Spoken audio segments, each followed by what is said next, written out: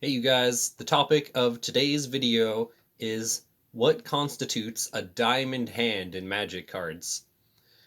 I have been seeing a lot of the stuff online pertaining to the GameStop stock fiasco, and the phrase diamond hand has been used a lot, thrown around, and it makes me wonder what how do you know if you have a diamond hand in Magic cards? Because it's very subjective. There's going to be people who think if you have like 50,000 or more, that's a diamond hand, or there's going to be people who think if you have like $5,000 or more in Magic cards, that's a diamond hand. There's no like set definitive if you have this X amount of money in cards, then you have the diamond hand. It's a subjective term. So I'm I have the reserve list in front of me here, and I was looking through it and scrolling through it. I found there's a bunch of cards that I didn't know were on reserve list and made me laugh.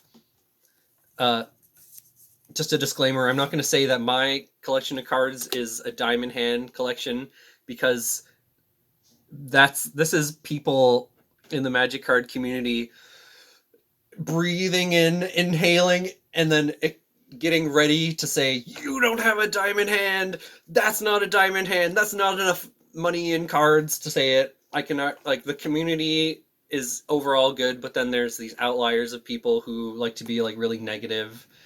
So, just putting that out there. Uh, First card, and we're going to talk about a bit of stories and back history. I first got one of these when it was just $30, and my mom's boyfriend, his his sons had like a shoebox of old Magic cards, and this was the one good card in there, and it was $30 at the time when I looked it up, and that was way back. It's going to be a hard time for me to say exactly what year that was. That was like probably like 2010 or before. Now, where was I? Yes. So back, oh yeah, back then when I was working at the Dairy Queen, and that was like $30, maybe a bit while after I was working there, and I thought, wow, that's a lot of money, $30 for one card. Actual thought that I had. Now it's like we're looking at $1,000 for these revised dual lands. It's kind of ridiculous. I never thought it would go up to be that much. It was even like mind boggling when it was at like 300. Now now we are at this place where that was ridiculous looking back, and I should have invested a lot of like hundreds and hundreds of dollars if I had the knowledge then what I do now. But you can't beat yourself up over those things. You just kind of have to enjoy what you have. You don't know how lucky you are. Like the Dr. Seuss book says, you have to be happy with what you have. Um, some dual lands like this guy here are worth more than that, and it makes you wonder, why are some dual lands worth more than the others? Why is the black blue one at like 2,000 when Volcanic Island is at 1,000? And I think it comes down to like general perspective of what is more powerful. Like, people think that black blue is more powerful. I don't really play vintage. I just liked playing Legacy for a bit, but I didn't really get to play it much. None of my friends were into Magic, or were back then, as long as I was, or were rich and were able to just like drop hundreds or thousands and be able to play a Legacy deck. Uh, so yeah, that's next card. Wheel of Fortune. Lovely art. It's a guy spinning an ominous looking wheel. Why is this card looking at $500 now? I remember when it was only like $15 to $30, and oh yes, uh, think of it as like a Venn diagram. The reserve list cards on the reserve list are ones that Wizards of the Coasts has made a promise to not reprint. But there's not just really busted powerful cards on there. There's reserve list, and then there's powerful, and in the middle is ones that are very good to invest in, or if you had them when they were cheap and now they're a lot of money, then that turned out to be a good investment. But there are also cards on the reserve list that are janky, crappy, and you look at them and you think, why are they on the reserve list? But I think it's good in the long run that it's not just the extremely powerful cards that are on the reserve list. So why is Wheel of Fortune that much money now? It's because ever since Wheel of Fortune, cards that have a similar effect are less powerful. Every Wheel Effect card since Wheel of Fortune is less powerful than Wheel of Fortune for 3 mana. All players discard their hand and draw 7 new cards. That is very powerful in, say, a mono red deck where you spend all the cards in your hand to burn them for direct damage, and then they're sitting back and they have like 5 or 6 cards, and this is the only card you have left in your hand. You force them to discard their position they've built up, and you get 7 new cards too. And it was, perhaps they didn't realize how powerful that was at the time. Perhaps it needs to have perhaps it needed to have been costing more than just 3 mana. But that gives you an example of a card that is not only on the reserve list, but it's overpowered, and that's why the price has skyrocketed. This card, I just double-checked, is not on the reserve list. I was kind of surprised. It cost 1, but it taps for 3 colorless mana. And yeah, just part of if you have these old cards, they really appreciate in value over time, especially the busted ones. One of the things that I think is driving up the cost of these is the advent of a format called Elder Dragon Highlander, which is now usually just referred to as Commander, where the ban list is a lot more lax than it is in, say, Modern, and you can just play like anything goes. Only like a more limited amount of cards are banned in Elder Dragon Highlander, but you can only have 1 of each card. It's like the movie Highlander. There can be only 1. So why did that make some of these cards more expensive? It's because people who can't afford to get into Legacy or Vintage formats, which are the older formats where pretty much nothing is banned, is that you can have like a couple $100 collection and still play Commander with your friends or at tournaments. So it has suddenly become more accessible. If you just have 1 Tundra or 1 Volcanic Island, you can have a blue-white or blue-red deck and have this as like a thing that really juices up the power, makes that deck way more powerful, fun to play. When I play Volcanic Island in my red-blue Commander deck, it makes some people, my one friend Devin, he like cringes. He's like, why are you playing it? It's like super expensive. You're gonna decrease the quality of it, but that never really mattered to me. What mattered to me was making the deck powerful and being able to make something that you could test and be like, am I a good deck builder? Am I making something that is powerful, and is this like, am I making the best deck possible, or am I making something new that other people haven't thought of? That was like really appealing to me. So, and to other people, they think they when they make their Commander decks and they don't have it, this isn't accessible anymore to get into Commander if you're playing with a bunch of other people who have access to these cards that are now really valuable. I don't want to like look down on other people saying that like if you don't have it, it's not okay. That's fine. You can keep playing it. But to me, it's like if I don't have the dual land for that color combination, I don't want to play that color combination in Commander, or I don't want to as much. It's not as appealing because it's like the power level isn't there, and it makes me feel like what could have been. Moving on. This guy, Suchi, going back to Suchi, when I first saw this card, I immediately saw its potential as being busted, because artifact creatures nowadays, you're not going to get 4 mana for a 4/4 and an ability. When you look at some of the common and uncommon artifact creatures today, they're how much you pay for them versus how powerful they are is really weak.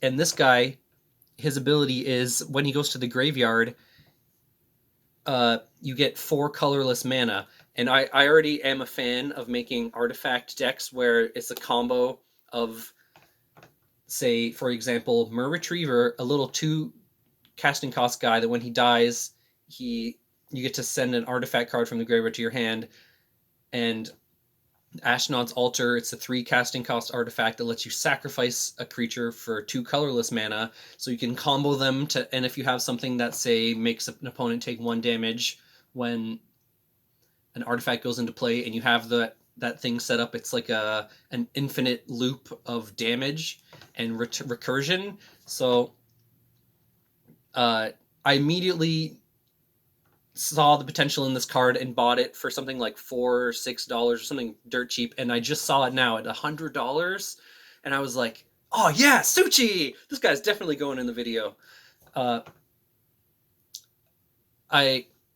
It's like what people are saying about GameStop, about we like the stock. If you like the card and if you're passionate about it, you're going to collect more information, and your brain is going to become a more powerful database of the general scope of power level of cards, and you're going to be able to eyeball a card and be like, that is a powerful card, that is undervalued, and you're going to be able to make more intelligent investments. So there's Su-Chi for you. The Conch. This is on the reserve list. I had to pull it out and put it on here. It's a card draw card, similar to Brainstorm, but in colorless. How cool is that? And yeah, okay, I was gonna say the SpongeBob thing, but I messed it up, so we're just gonna move on. Null Chamber, another one that was on the reserve list. I was surprised to see it on there. It's a fun, creative card where each player, you and target opponent, each name any card except a basic land. Those cards cannot be played. Going back to how not everything on the reserve list is there because it's very powerful and expensive. Some things are there, I think, to make collectors and players who have a lot of old, obscure cards feel that their cards are more valuable and kind of protect it from reprints. Because Wizards of the Coast really likes to reprint cards, and if it's not on the reserve list, it's not safe as far as I'm concerned, unless certain outliers, but you kind of have to feel out whether you think this card is not going to be reprinted. Which takes us to the next one, Hatred. If you know about the recent update where cards like Invoke Prejudice, which has a bunch of guys in like KKK looking pointy white hats. There's a bunch of guys in these hats, and the card is called Invoke Prejudice. They banned that, plus other cards like Cleanse and other cards which might be deemed socially or politically inappropriate. And there was even kind of like a backlash against that, where people like, why are you doing this? I see why they would do it. I'm just like, whatever. I can see why Hatred would be on here, not just because this card can win you the game on turn 1. I had in my Legacy mono black deck a bunch of Dark Rituals, plus this card, plus a 2-drop black creature with haste.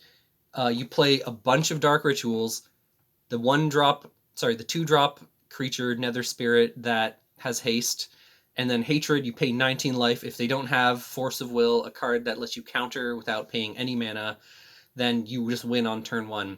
I see why it's on the reserve list for that reason, and I also see why it's on the reserve list because it's a card called Hatred, and that's too politically and socially sensitive. Another card I wanted to show that I actually double-checked and it's not on the reserve list is Necropotence. I saw this in the singles bin at a local card store called Phoenix Rising. I think I paid $8 for this, and it's at like, I just looked it up again, and it's at like $30. And I just wanted this card because I've always liked this card, and I've never seen it available. I read about this card in the Magic card magazines when I was a kid, and I always thought it was so cool, and it was like talking about in the articles how this card needs to be on the ban list because it's stifling the format. All the winners use Necropotence. So when I saw this, I was like, yes, this is a part of my childhood. I've always wanted one of these bad boys. Skip your draw phase. If you discard a card from your hand, remove that card from the game. Pay 0 mana, pay 1 life to set aside the top card of your library. At the beginning of your next discard phase, put that card into your hand. Effects that prevent or redirect damage cannot be used to counter this loss of life. So basically, instead of having to wait for card advantage turn after turn, you can just like pay a bunch of life and then just be ahead of the opponent with a whole bunch. So now that I've talked about it and ranted a bunch, we're going to bring it back to the thing I talked about at the start about what constitutes a diamond hand. And I'm going to compare these revised dual lands to investments in real life, such as if you were to invest in gold or silver bullion, what could possibly crash the market of investing in metals such as gold and silver? What if someone has a bunch of gold and silver buried in their backyard? What could make it crash in value? Versus if you own stocks, those are volatile and risky. They could crash. The company that you're invested in can become bankrupt, or there can be a huge scandal, such as Enron. My granddad actually owned stock in this Enron company that it was a huge scandal and went under, and he lost money because of that. And it seems safe to park your money in these things but it's really volatile. So that brings us back to reserve list. There's this promissory note from Wizards of the Coast that they won't reprint it, and the cards on the reserve list have steadily gone up in value over the years. So I see them, the powerful cards on the reserve list as being equivalent to the bullion or the more safe investments. Whereas modern cards, if you invest in modern seriously, if you invest in modern seriously, I think that is a bad idea, because nothing that's not on the reserve list is safe from being reprinted. I was looking at this one card, Nature's Lore. It's one colorless and one green to put a forest into play from your deck, and it's not even untapped. I was thinking I should buy a lot of these because it's like a better version of Rampant Growth, and this made me think, like, oh yeah, this would be really sweet. Like, what if people don't get onto it and I just have hundreds of this card that's really good, and then I realized it's built upon shaky foundations to do something like that, because it could be reprinted in a special set or in a commander set. Even though I want to, I have the logical side of my brain is like going, no, don't do it. Think the risk is too high. The risk is crazy high. All right, that's about it. Just wanted to make a video about this. Do you think that having less than like $10,000 or $5,000 is not, or is, or diamond hand? What constitutes it? It's fun to think about. It's because of all the funny memes that are coming out about it, and how all these people are becoming rich off of meme stocks. It's been like stewing for a while how I wanted to make a video about it and to show old Magic cards, because it's fun to me. It's passionate to reminisce. Sorry, it's fun to me as I am passionate about these cards, and it's fun to reminisce about. For example, I really thought $30 was too much for a revised dual land back in the day.